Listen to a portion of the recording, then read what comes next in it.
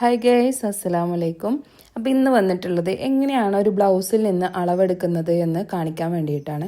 അപ്പോൾ നമ്മൾ ഇങ്ങനെ അളവെടുക്കാൻ സ്റ്റാർട്ട് ചെയ്യാം. അപ്പോൾ നമ്മൾ എന്ത് ചെയ്യാം, ഹുക്കൊക്കെ കഴിച്ചിട്ട് ഇതൊന്ന് നിവർത്തി വെച്ചിട്ട് നമ്മളെന്ത് ചെയ്യുക, ടാപ്പ് എടുത്തിട്ട് ഒരറ്റത്തുനിന്ന് മറ്റേ അറ്റത്ത് വരെ, എവിടെ തൊട്ട് ഈ ആം ഹോൾ ഉണ്ടല്ലോ, ഈ ഒരു കൈക്കുഴിൻ്റെ ആ ഒരു ഭാഗത്തുനിന്ന് മറ്റേ കൈക്കുഴിൻ്റെ ഭാഗത്ത് വരെ എത്രയാണോ അളവ്, ആ അളവ് നമ്മൾ എടുക്കുക. അതുപോലെ തന്നെ താഴത്തെ ആ ഒരു ഷേപ്പിൻ്റെ അളവും അത് മാത്രം മതി നമുക്ക്. അതുപോലെ സ്ലീവിൻ്റെ അളവ് മാത്രം മതി നമുക്കൊരു ബ്ലൗസ് തയ്ക്കാൻ വേണ്ടിയിട്ട്. അപ്പോൾ നോക്കാം, ഇവിടെ നിന്ന് ഇതാ ഈ ഒരു അറ്റം വരെ നമ്മൾ എത്രയാണോ കിട്ടിയത് അത്ര. ഇപ്പോൾ ഇതിൽ കറക്റ്റ് പറയുകയാണെങ്കിൽ ഇങ്ങനെ വലിച്ചു പിടിച്ചിട്ട് നോക്കുകയാണെങ്കിൽ 18 ഇഞ്ച്. അപ്പോൾ ഈ 18 ഇഞ്ചിൻ്റെ ആകുമ്പോൾ നമുക്ക് 36 സൈസ് ബ്ലൗസ് ആയിരിക്കും. മനസ്സിലായോ? അതായത് 18 ഇഞ്ച് വരുമ്പോൾ 18 + 18 ആയിരിക്കുമല്ലോ, 36 ഇപ്പോൾ വരിക.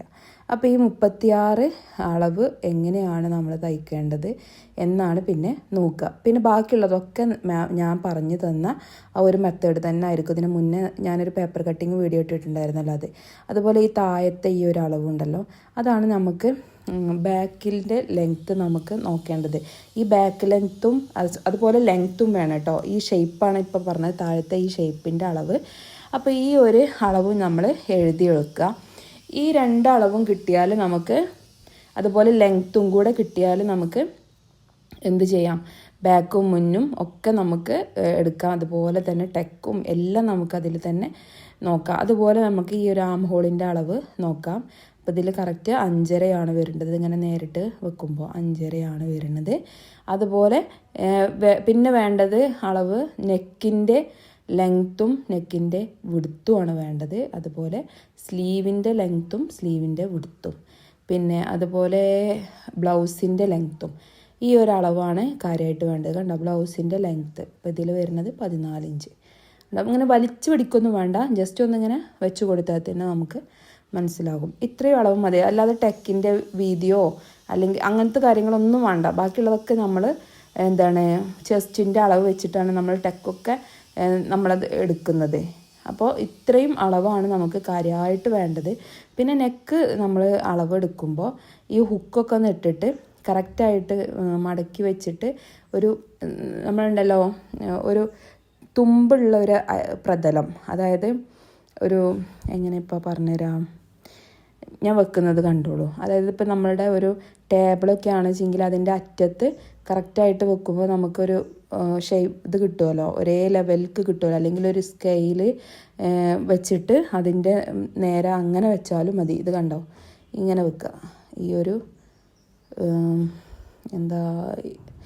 ഈ ഒരു ടേബിളിൻ്റെ ഇങ്ങനെ ടോപ്പ് കേട്ടോ. ഇതൊരു പണ്ടത്തെ പത്തായാണേ, ആ പത്തായത്തുമ്മലാണ് കേട്ടോ. അപ്പോൾ കണ്ടോ, ഈ ഒരു അളവ് കണ്ടോ, 6 ഇഞ്ചാണ്. അല്ലെങ്കിൽ ഒരു 6.25 6.5 ഇഞ്ചോ അങ്ങനെയൊക്കെയാണ് വരുള്ളൂ. അതിൽ കൂടുതലൊന്നും 6.5 ഇഞ്ചൊക്കെയാണ് മുന്നിൽ വരുള്ളൂ കൂടുതലായിട്ട് വരികയാണെങ്കിൽ. അല്ലെങ്കിൽ 6 ഇഞ്ച് അത്രയൊക്കെ തന്നെ കിട്ടുള്ളൂ മുൻഭാഗത്ത് കേട്ടോ. ബാക്ക് ഭാഗത്ത് പിന്നെ 8ഉം 9ഉം 9 വരെ മാക്സിമം പോവാറുണ്ട്.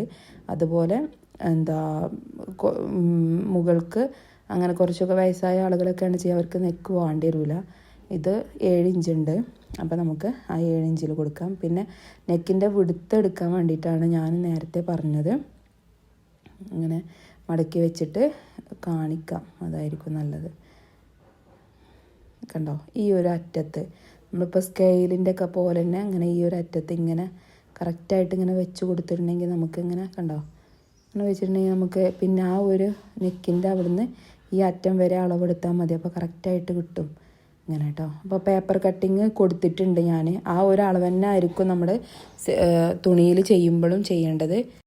അപ്പോൾ ഇതിൽ നിന്ന് അളവെടുത്തിട്ട് ഇതിൻ്റെ ചെസ്റ്റ് അളവ് 18 ആണല്ലോ കിട്ടിയത് നമുക്കപ്പോൾ 18 + 18 36.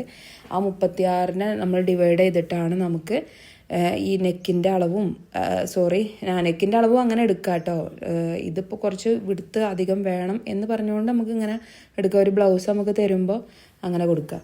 പിന്നെ അപ്പോൾ അങ്ങനെ നിങ്ങൾക്ക് എടുക്കാവുന്നതേ ഉള്ളൂ. പിന്നെ ഇതിന് പഫ് കൈയാണ് വരുന്നത്. പഫ് സ്ലീവ് ഞാൻ സ്റ്റിച്ച് ചെയ്തത് വീഡിയോ എടുത്തിട്ടുണ്ട്. അപ്പോൾ അതും ഞാൻ ഇടാം, ഇതിലല്ല വേറൊരു വീഡിയോ ഒക്കെയാണ്ട് ഇടാം കേട്ടോ. പിന്നെ ഇപ്പം എന്താ പറയാൻ കരുതി അതിൻ്റെ പഫ് സ്ലീവിൻ്റെ ഇങ്ങനെ ഫുൾ ലെങ്ത്തും അതുപോലെ താഴെയുള്ള ആ വിടുത്തും മാത്രമേ നമുക്ക് അറിയേണ്ടതുള്ളൂ. പിന്നെ പഫ് സ്ലീവ് ഈ ഒരു മോഡലല്ല ഞാൻ അടിച്ചിട്ടുള്ളത്, വേറെ മോഡലാണ്. അപ്പോൾ ആ ഒരു മോഡൽ കാണിക്കണ്ടേ. ഈ മോഡൽ അടിക്കാനുള്ളത് വരുമ്പോൾ ഈ മോഡലും കാണിക്കണ്ട കേട്ടോ. ഓരോന്ന് നമുക്ക് കസ്റ്റമർ തരുമ്പോൾ അതിനനുസരിച്ച് വീഡിയോ ഇടുകയാണ്. അപ്പോൾ അല്ലാതെ ഇതിനായിട്ട് ഞാൻ വീഡിയോ എടുക്കണില്ല. അപ്പോൾ എല്ലാവർക്കും ഇഷ്ടമായെന്ന് വിചാരിക്കണു. യൂസ്ഫുള്ളായെങ്കിൽ പ്ലീസ് ലൈക്ക് ആൻഡ് സബ്സ്ക്രൈബ് കേട്ടോ. പിന്നെ ഈ ഒരു വീഡിയോ കണ്ടിട്ട്, അളവ് എടുക്കുന്ന വീഡിയോ കണ്ടിട്ട് പിന്നെ നിങ്ങൾ പേപ്പർ കട്ടിങ്ങിൻ്റെ വീഡിയോ കണ്ടാൽ മതി. അപ്പോൾ കൂടുതൽ മനസ്സിലാകും കേട്ടോ.